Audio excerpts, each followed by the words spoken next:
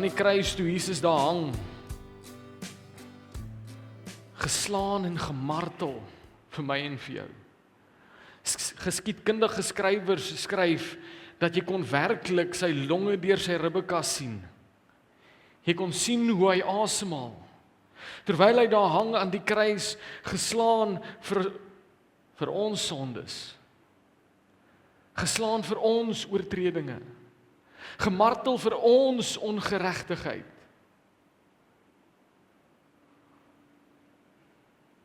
Sien, Jesus het nie net daar gehang nie. Hy het nie daar gehang want hy het verloor nie.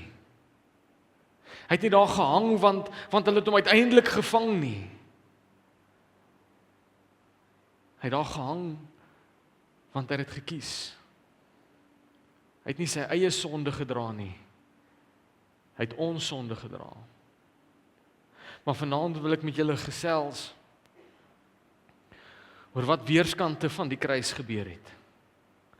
Want sien, weerskante van die kruis hang daar twee misdadigers. Weerskante van die kruis hang daar twee ander mense. Elkeen skuldig. Verdien om daar te hang. Hulle het aangejaag en hulle was gevang. Die twee misdadigers. En ek wil vir julle lees Lukas 23 vers 39 tot 43. Een van die misdadigers wat daar gehang het vir hom aanhoudend gelaster en gesê, jy is mos die Christus of hoe? Red jouself en ons. Die ander een het hom egter bestraf en gesê, het jy nie ontzag vir God nie? Jy ondergaan per slot van rekening dieselfde straf. In ons geval is dit regverdig. Ons word reg gestraf vir wat ons gedoen het, maar hierdie man het niks verkeerd gedoen nie. Hy sê toe Jesus, dink aan my wanneer u in die koninkryk kom. Jesus het hom geantwoord, amen. Ek sê vir jou, vandag sal jy saam met my in die paradys wees. Sien julle wat gebeur hier? Twee mans in presies dieselfde situasie. Twee mans hang weerskante van die kruis, een links en een regs. Presies dieselfde situasie, twee verskillende reaksies. Hierdie twee mans, ewe skuldig aan hulle sondes, ewe skuldig aan hulle oortredinge. Hulle albei aanskou Jesus wat tussen hulle hang. Maar hulle twee verskillende reaksies. Ek wil vanaand hê, jy moet dink aan hierdie volgende vraag. En ek wil hê teen die einde van vanaand, moet jy met eerlikheid in jou hart die vraag kan antwoord. Wil jy op, of wil jy af? Want sien, die eerste misdadiger, sy reaksie is die volgende, vers 39 sê, en een van die misdadigers wat daar gehang het hom aanhoudend gelaster en gesê, jy is mos die Christus of hoe? Red jouself en ons. Sien vir hierdie man, hy aanskou Jesus aan die kruis, hy sien hom, hy sien hy's geslaan, iewers te moes hy al van hom gehoor het. Ek meen, in hierdie tyd in Jesus se lewe, in hierdie tyd in sy bediening, was hy populêr gewees. Ons lees dat teen die tyd het groot skare hom gevolg, amper die hele stad het 3 dae voor hierdie gesing en geskree, Hosanna, Hosanna in die hoogste. Die koning is hier, die verlosser is hier. Hulle weet wie hy is, die man wat langs hom aan is nie onbekend nie. Hy aanskou Jesus aan die kruis.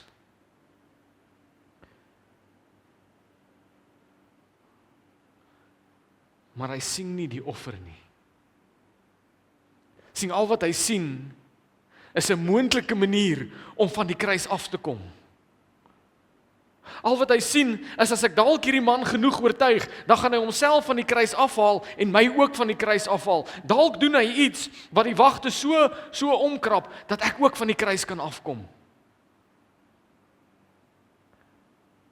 Die eerste misdadiger wou net weg van die kruis afkom.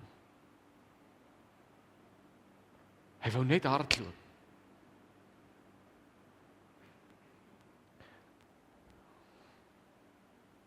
Sy hart is nie by Jesus nie. Sy hart is by sy omstandighede en sy situasies. Hy sien nie Jesus as die koning nie. Hy het homself op die troon gesit. Hy sien nie die offer nie, want dit is nie vir hom belangrik nie. Al wat hy sien is 'n maklike manier van die kruis af. En hier is die ding.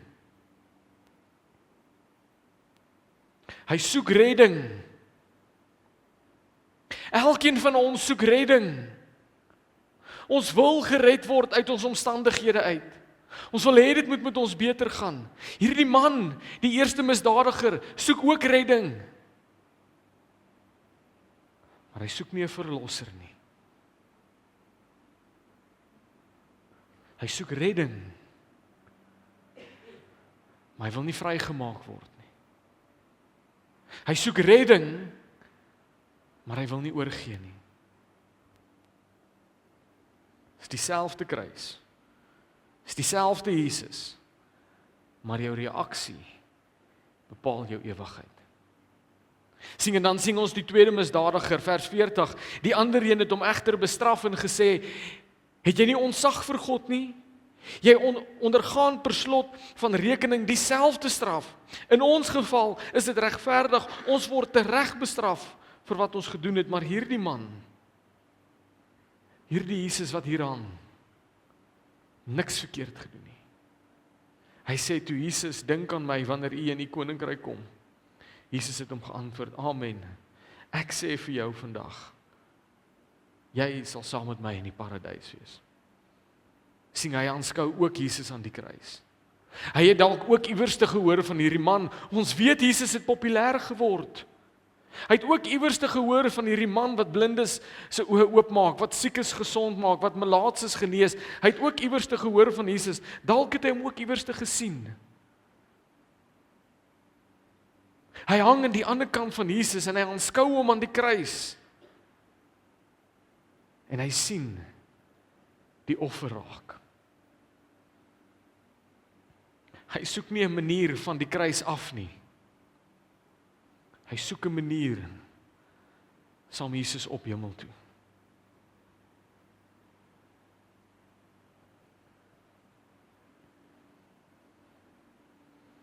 Sien, en hy besef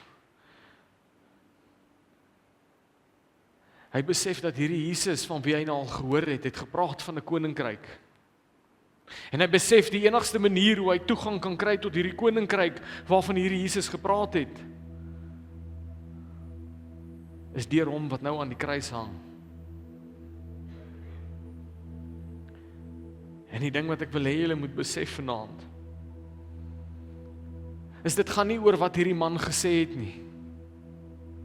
Hierdie man kon enigiets gesê het. Hy kon gesê het, Here, ek gee myself oor aan U. Hy het gesê, Here, dink aan my wanneer jy in die koninkryk kom.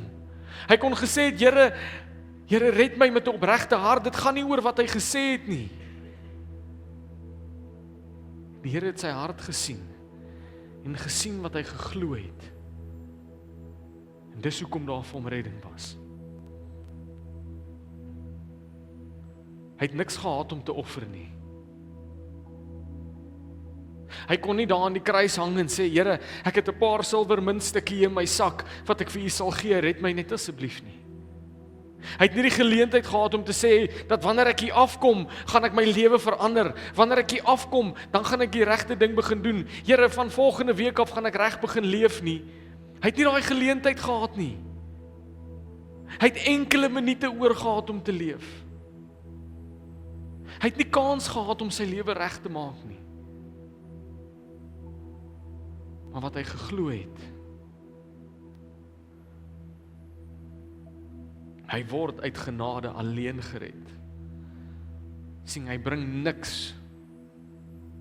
Hy bring niks na Jesus toe nie. Maar hy kry alles. Hy offer niks nie. Maar hy kry alles. Ek wil weer vir julle vers 40 en 41 lees. Die ander een het hom egter bestraf en gesê, het jy nie ontzag vir God nie? Jy ondergaan per slot van rekening dieselfde straf. In ons geval is dit regverdig. Ons word tereggestraf vir wat ons gedoen het, maar hierdie man het niks verkeerd gedoen. Ek wil dit persoonlik maak vir my en jou vanaand. In ons geval verdien ons om weerskant te daal. In ons geval verdien ons die straf waardeur Jesus gegaan het. God het reg van die begin af gesê, die prys vir sonde is die dood. Hy's nie 'n mens dat hy sou kon lieg nie, hy kan nie teruggaan op sy woord en sê, skielik is daar nie meer dood nodig nie. Hy het gesê, die prys van sonde is die dood, hy het vir Adam en Eva gesê, werklik, julle sal sterf. Maar hy het sy seun gestuur, sodat jy nie verlore moet gaan nie. Sodat as jy glo, jy die ewige lewe kan hê. Alhoewel hy niks verkeerd gedoen het nie. Dis dieselfde kruis. Dis dieselfde Jesus wat albei mans aanskou. Maar jou reaksie vanaand bepaal jou ewigheid. Sien, daar hang 2 manne aan die kruis langs Jesus. Albei skuldig. Albei sien dieselfde verlosser. Albei hoor dieselfde woorde wat uit Jesus se mond uitkom, maar net een sê, Jesus, onthou my. Onthou my wanneer U in die koninkryk kom. Net een het na die kruis toe gegaan en gesê, Here, hier is die name wat ek nodig het. Net een het uitgekom salfstasie toe en gesê, Here, ek het U nodig. Net een het uitgekom tafel toe en gesê, Here, ek neem U liggaam en ek neem U bloed en ek verstaan dit. Net een was bereid om uit te kom en te sê, Here, ek sal voete was vanaand. Gaan jy daai een wees vanaand?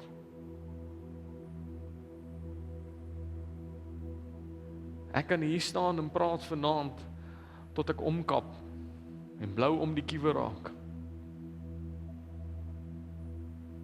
Niemand kon vir daai 2 mans anders oortuig het oor wat hulle reageer het nie. Keuse lê by jou vanaand. Die vraag is nie of jy weet van Jesus nie. Albei mans het geweet wie hy is. Albei mans sien ons in die woorde wat hulle gebruik, dat hulle is wel bekend met wie Jesus was. Die vraag is, hoe gaan jy reageer vanaand? Wil jy hê hy moet jou van die kruis afhelp? Of as jy vanaand die en sê, ek wil gered word van my sonde, bo my omstandighede. Ek wil gered word van my ongeregtighede, bo die moeilike goed waardeur ek gaan. Here, ek wil gered word van my oortredinge, Here, bo die ongemak van my lewe.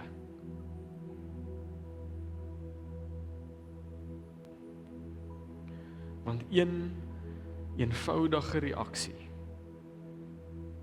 kan jou hele ewigheid verander.